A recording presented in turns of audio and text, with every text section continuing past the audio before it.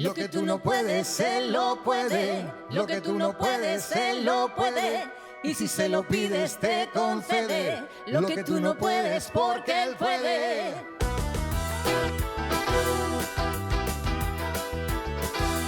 Lo que tú no puedes, Él lo puede.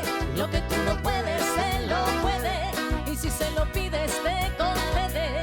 En su nombre del cielo te llueve.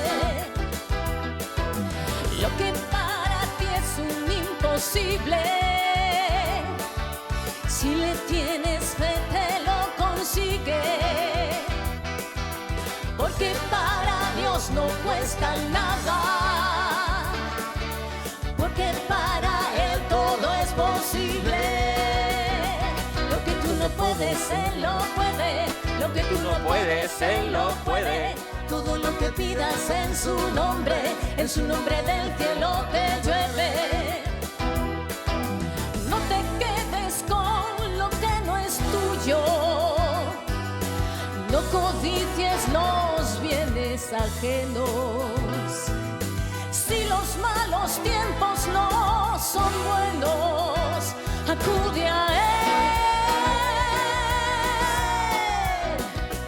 Lo que tú no haces, Él lo hace. Y lo que hace, lo hace porque quiere. Ten cuidado con aquello que hace, que lo que mal hace sale hiere. Que lo hacen muy bien. Lo hacen bien.